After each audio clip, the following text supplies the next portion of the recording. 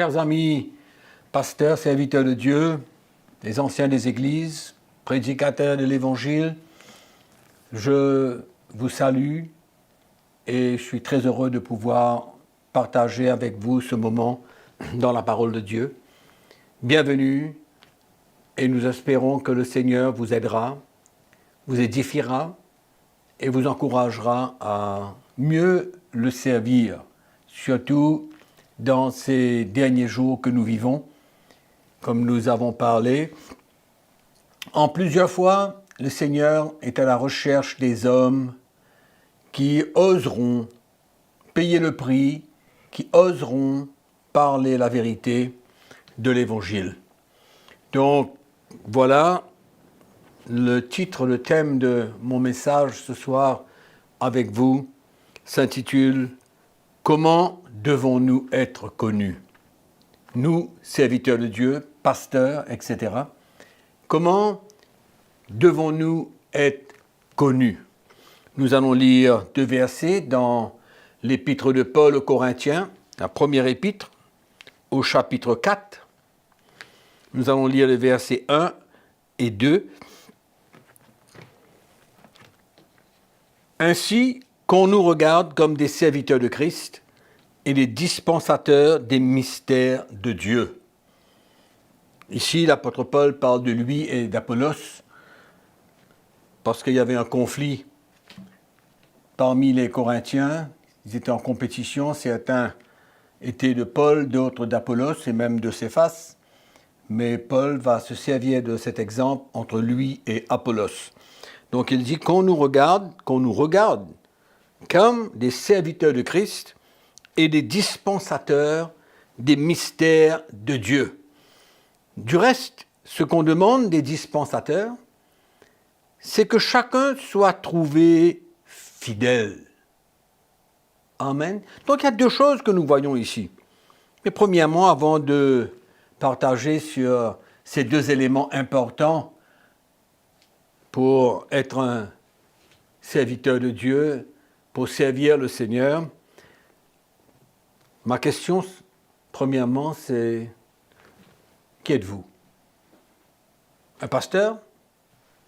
Comment vous êtes connu? En tant qu'un pasteur? Un prédicateur? Membre d'une fédération de pasteurs? Membre d'une organisation quelconque? Comment est-ce que vous êtes connu? Par votre titre? Peut-être qu'on vous appelle pasteur ou évangéliste ou n'importe quel autre titre. Mais comment est-ce que vous êtes connu? C'est ça qui est important aujourd'hui. Ce n'est pas le titre, ce n'est pas des choses qu'on voit dans le naturel. La plupart des pasteurs, je crois, aujourd'hui, ne sont pas réellement connus pour qui ils sont. C'est-à-dire leur vie, leur mariage, l'état de leur mariage. Ont-ils une seule femme? Je pose la question. Pourquoi? Parce que dans beaucoup de pays, surtout en Afrique, il y a beaucoup de pasteurs, de serviteurs de Dieu qui ont plusieurs femmes, selon leur culture. Mais comment peut-on emmener notre culture dans l'Église, dans le royaume de Dieu? Avoir 2 femmes, ou alors une femme et une maîtresse, un bureau comme ils disent en Afrique. Est-ce que vous êtes en perpétuel bagarre, conflit avec votre femme, dans votre couple? Qui vous connaît? Comment est-ce que vous êtes connu? Ou alors on vous connaît comme pasteur et puis c'est bien, vous êtes pasteur, on vous appelle pasteur ou prédicateur, mais est-ce que vraiment vous êtes connu pour qui vous êtes? Peut-on continuer à prêcher l'Évangile dans les situations comme je viens de vous mentionner, avoir 2 femmes ou en conflit perpétuel avec votre femme dans votre mariage? Ou alors est-ce que vous êtes disqualifié d'emblée?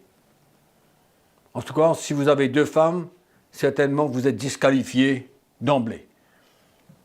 Maintenant, si vous avez des problèmes dans votre foyer, dans votre mariage, je crois que c'est important que vous vous remettez en question et que ces choses-là, cet état, s'arrange. Parce que l'apôtre Paul dit on ne peut pas servir le Seigneur si notre maison n'est pas en ordre.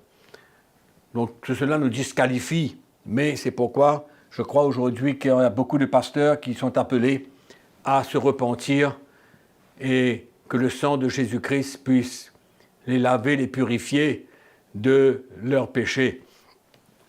C'est pourquoi ce n'est pas tout d'être appelé pasteur, ce n'est pas tout d'être le responsable d'une église, mais l'apôtre Paul ici, il fait mention dans cet épître, il dit qu'on nous regarde comme des serviteurs de Christ et des dispensateurs des mystères de Dieu, qu'on soit connus comme tels, comme premièrement des serviteurs de Christ. C'est-à-dire que une obéissance, premièrement une obéissance au Maître, serviteur de Christ, une vie donnée à Christ pour le peuple de Dieu. C'est ça qu'il ne faut pas oublier. On peut servir le Seigneur, mais nous ne sommes pas conscients que nous le servons pour le peuple de Dieu. Beaucoup peuvent le servir pour eux-mêmes, avec des motifs, des attitudes, des motivations qui ne sont pas pures, qui ne sont pas claires. L'apôtre Paul, en parle dans son épître aux Philippiens au chapitre 1er, qu'avec des serviteurs de Dieu, qui servaient le Seigneur, non pas avec des bonnes motivations, mais plutôt avec des dispositions qui ne sont pas claires, des intentions qui ne sont pas pures. Allons ouvrir notre Bible dans Philippiens chapitre 1er. Nous allons voir un peu ce que l'apôtre Paul dit. Être serviteur de Christ. Mais s'il est utile pour mon œuvre, au verset 22, que je vive dans la chair, je ne saurais dire ce que je dois préférer. Je suis pressé des deux côtés. J'ai le désir de m'en aller et d'être avec Christ. Ce qui de beaucoup est le meilleur. Mais à cause de vous, il est plus nécessaire que je demeure dans la chair, c'est-à-dire présent avec l'Église. Pourtant, pour lui, s'il avait un choix, il aurait préféré partir avec le Seigneur. Mais à cause du peuple de Dieu, à cause de vous, il est plus nécessaire que je demeure dans la chair. Nous voyons comment l'apôtre Paul, dans son cœur, ressentait le besoin d'être là. C'était l'Esprit de Dieu qui le conduisait ainsi. Et il voulait être obéissant. Il voulait être le vrai serviteur de Christ, obéissant à son Maître, obéissant au Seigneur, obéissant à la voix du Saint-Esprit qui le demandait de rester au milieu du peuple de Dieu, car la parole de Dieu nous dit que le peuple de Dieu avait encore besoin de lui. Et il est écrit au verset 25, « Et je suis persuadé, je sais que je demeurerai et que je resterai avec vous tous pour votre avancement et pour votre joie dans la foi, afin que par mon retour auprès de vous, vous ayez en moi un abondant sujet de vous glorifier en Jésus-Christ. » Voilà un homme qui est pressé de deux côtés. Mais un vrai serviteur de Christ ne fait pas sa volonté. Mais il cherche la volonté de Dieu. Il cherche à entendre et être conduit par le Saint-Esprit. Un vrai serviteur de Dieu. Et là, on voit clairement la motivation de l'apôtre Paul. Et on retourne dans 1 Corinthiens, chapitre 4. On retourne dans ce texte. Au fait, le verset 3, on peut lire « Pour moi, il m'importe fort peu d'être jugé par vous ou par un tribunal humain. » Nous allons voir tout à l'heure comment l'apôtre Paul, lui, ça lui importait peu de la manière que les gens pensaient de lui. Ce qui est important pour lui, c'était de plaire à Dieu. C'était d'être un vrai serviteur de Christ selon la volonté de Dieu, selon le plan de Dieu pour lui. Il n'était pas là pour plaire aux hommes, pas du tout. Donc, dans 1 Corinthiens chapitre 4, verset 11, nous lisons ici, Paul va maintenant expliquer le chemin étroit d'un vrai serviteur de Christ. Jusqu'à cette heure, nous souffrons la faim, la soif, la nudité, nous sommes maltraités, errants, ça et là. Nous nous fatiguons à travailler de nos propres mains, injuriés, nous bénissons, persécutés, nous supportons, calomniés, nous parlons avec bonté, nous sommes devenus comme les balayeurs du monde, le rebut de tous jusqu'à maintenant. Alléluia. Voilà comment l'apôtre Paul se considérait et comment il était connu. Les gens le voyaient comme cela. Et il confirme cela dans 2 Corinthiens chapitre 6. 2 Corinthiens chapitre 6, nous voyons comment l'apôtre Paul va expliquer un petit peu comment est-ce que les gens le considèrent, mais pour lui, ce qui était important, c'était comment le Seigneur le considère. Et c'est ça qui est important aujourd'hui. Parce qu'on peut servir le Seigneur avec notre titre, on peut servir le Seigneur en prêchant n'importe quoi, mais ce qui est important, c'est de s'assurer que le Seigneur vraiment approuve qui on est et approuve ce qu'on annonce, ce qu'on prêche. C'est ça qui était important pour l'apôtre Paul. Et du reste, dans 2 Corinthiens chapitre 6, nous pouvons lire à partir du verset 8. Il dit, au milieu de la gloire et de l'ignominie, au milieu de la mauvaise et de la bonne réputation, étant regardé. Voilà comment il était vu par ceux qui ne comprenaient pas l'Évangile. Il était vu d'une certaine manière comme quelqu'un qui marchait dans la défaite totale. Mais pour l'apôtre Paul, cela l'importait peu. Et il dit, comme étant regardé comme un imposteur, quoique véridique. Il était vrai. Il marchait selon la vérité de l'Évangile qui avait été révélé à son cœur. Mais pourtant, il était regardé comme un imposteur, un trouble-fête. Voilà la réputation qu'il avait. Par ceux qui ne vivaient pas l'Évangile, par ceux qui n'étaient pas prêts à payer le prix pour l'Évangile. Et donc, Paul et toute son équipe étaient regardés comme des imposteurs, quoique véridiques, comme inconnus, quoique bien connus, comme mourants, voici nous vivons, comme châtiés, quoique non mis à mort, comme attristés, et nous sommes toujours joyeux, comme pauvres, et nous en enrichissons plusieurs, comme n'ayant rien, et nous possédons toutes choses. Amen. Nous voyons certainement que la prédication, l'enseignement de l'apôtre Paul dérangeait ceux qui n'étaient pas prêts à payer le prix pour vivre le vrai évangile. Ils n'étaient pas prêts. Et donc, ils voyaient l'apôtre Paul d'une certaine manière. Mais l'apôtre Paul, lui, il voulait l'approbation du Seigneur, l'approbation de Dieu. C'est comme ça que l'apôtre Paul voyait les choses. Du reste, si on retourne dans 1 Corinthiens chapitre 4, voyons un petit peu comment l'apôtre Paul voit les choses. Au verset 4, il dit, au verset 3, pardon, « Pour moi, il m'importe fort peu d'être jugé par vous. » C'est-à-dire la manière que vous pensez qui je suis, il vient dire ici, « Cela m'importe fort peu d'être jugé par vous. » Ou par un tribunal humain. Je ne me juge pas non plus moi-même, car je ne me sens coupable de rien. Mais regardez le mot qui suit. Il dit mais.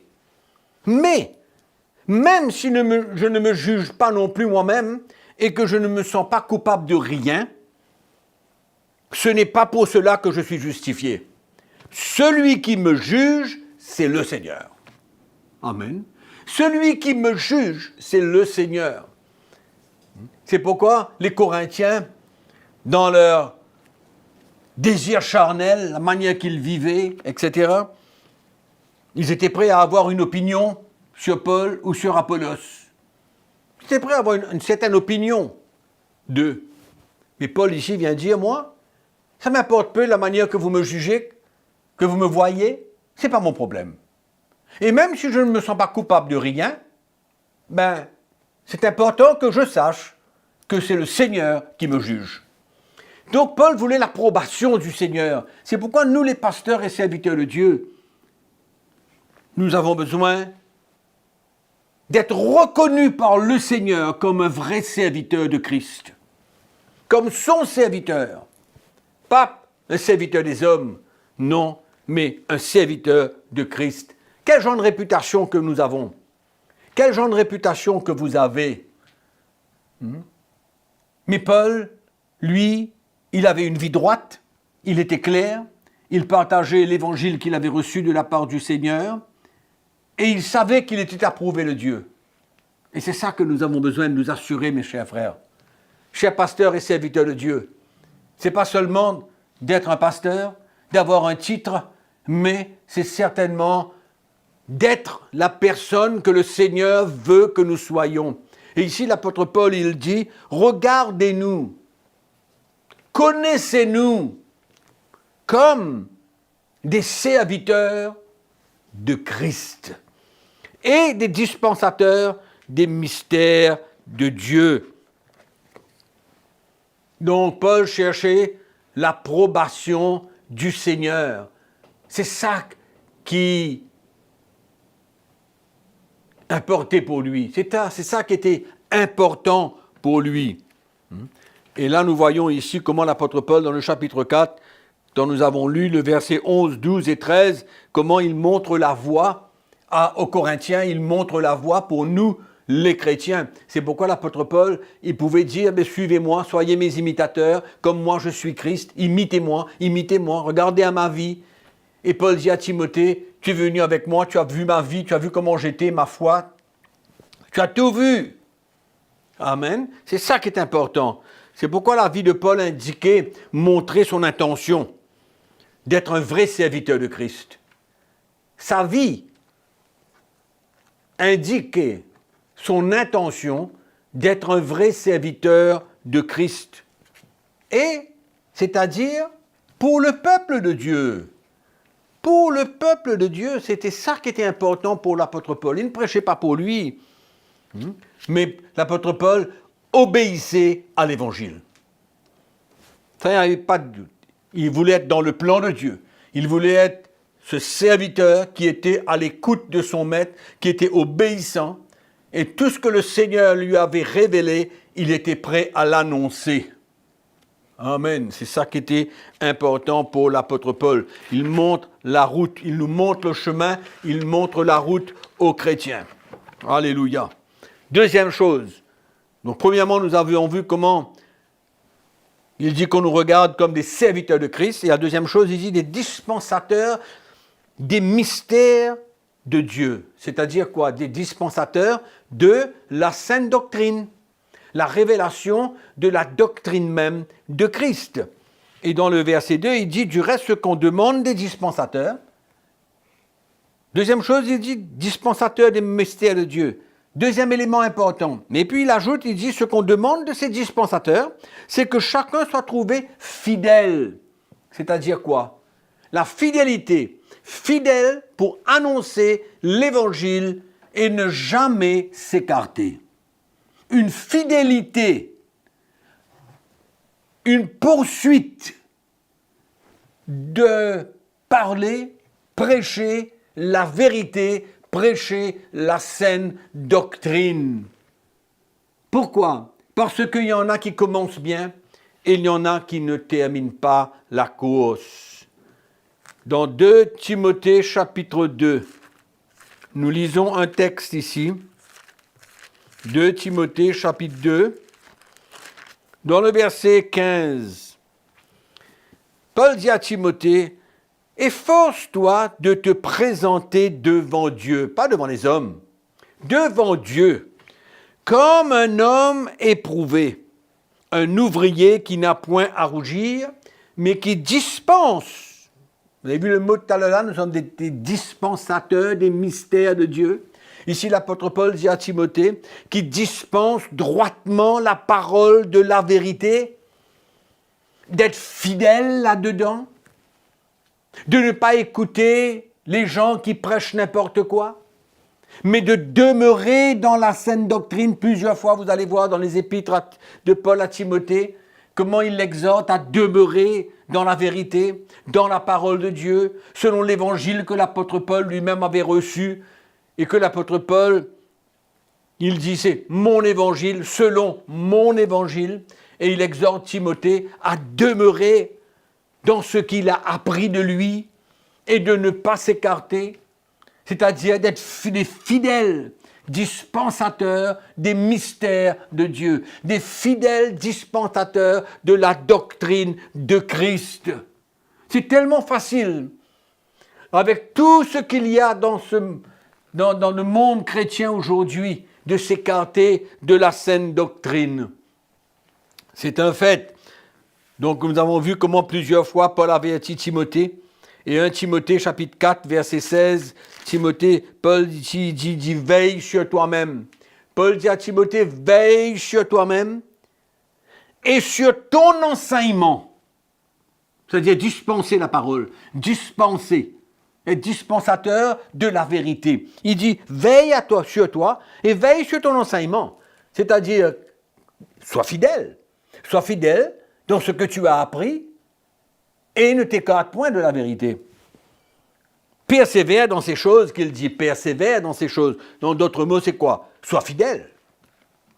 C'est le même langage que Paul tient en 1 Corinthiens chapitre 4. La fidélité.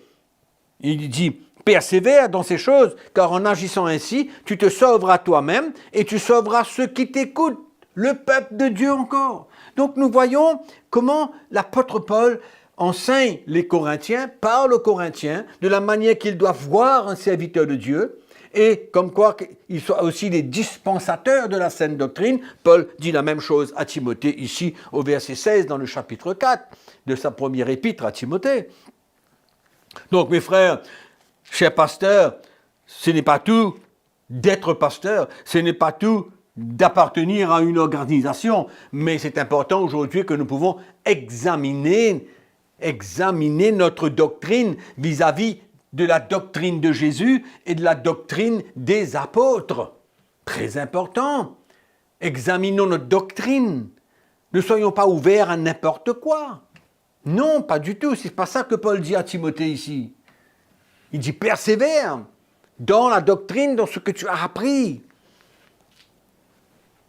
La plupart des pasteurs aujourd'hui sont ignorants du message de la croix de Jésus-Christ. C'est pourquoi il est important pour vous de pouvoir chercher, écouter le vrai évangile, le message de la croix de Christ.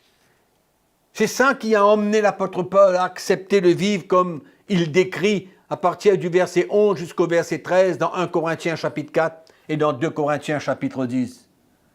C'est ça. C'est ce message de la croix qu'il a reçu, qu'il a été révélé à son cœur. Mais la plupart des pasteurs sont ignorants de ce message, qui est le fondement, la fondation même de la chrétienté et de l'Église. Dans Galates chapitre 1er au verset 10, nous savons exactement ce que Paul dit. Il dit, et maintenant, est-ce la faveur des hommes que je désire ou celle de Dieu? Est-ce que je cherche à plaire aux hommes? Pose une question. Il répond, il dit, si je plaisais encore aux hommes, je ne serais pas, quoi? Serviteur de Christ. Amen. Si je plaisais encore aux hommes, je ne serais pas serviteur de Christ. C'est pourquoi on ne peut pas annoncer un évangile pour plaire aux hommes, pour s'aligner avec peut-être, allons dire, des pasteurs célèbres hein, qui parlent de n'importe quoi. Il ne faut pas oublier que le peuple de Dieu aujourd'hui aime entendre des choses qui nourrissent leur chair. Il y a des pasteurs célèbres aujourd'hui qui ont pollué l'Église avec toutes sortes d'enseignements. Une espèce de foi possessive, la vente de produits, de l'eau, de l'huile, du matériel, et certainement une omission totale du message de la croix de Jésus-Christ. Dans 2 Pierre chapitre 2, pour terminer rapidement, au verset 1, Pierre dit « Il y a eu parmi le peuple de faux prophètes, et il y aura de même parmi vous de faux docteurs qui introduiront sournoisement des sectes pernicieuses et qui, reniant le maître qui les a rachetés, attireront sur eux une ruine soudaine. Plusieurs le suivront dans leur dérèglement, et la voie de la vérité sera calomniée à cause d'eux, par cupidité. Cupidité, c'est quoi? La recherche des richesses, la recherche des choses matérielles. Ils vous exploiteront au moyen de paroles trompeuses, eux que menace depuis longtemps la condamnation et dont la ruine ne sommeille point. Alléluia. Donc nous voyons comment nous avons besoin d'être éveillés, de s'assurer que nous avons un message, de s'assurer que notre doctrine est claire, que nous devenons des dispensateurs de la saine doctrine, des mystères de Dieu, d'être fidèles là-dedans. Alléluia. Donc non seulement être des serviteurs de Christ obéissant au Maître et d'être prêts à payer le prix pour vivre selon la révélation que nous avons reçue, mais s'assurer que nous demeurons dans la saine doctrine. Autrement, nous sommes des dispensateurs infidèles. Autrement, nous serons connus par le Seigneur d'être des dispensateurs infidèles. Amen. Je vous laisse là-dessus, espérant que vous avez été encouragés et que vous pouvez chercher le Seigneur et vous assurer que vous êtes sur le bon fondement et que la saine doctrine fait partie de votre message et que le message de la croix est le message qui va vraiment vous assurer que vous êtes sur le bon fondement et vous prêchez la saine doctrine. Que le Seigneur vous bénisse, qu'il vous encourage à persévérer, à continuer à servir le Seigneur comme il le faut. Sur ce, je vous retrouve la semaine prochaine, entre-temps que la grâce du Seigneur soit avec vous. Amen.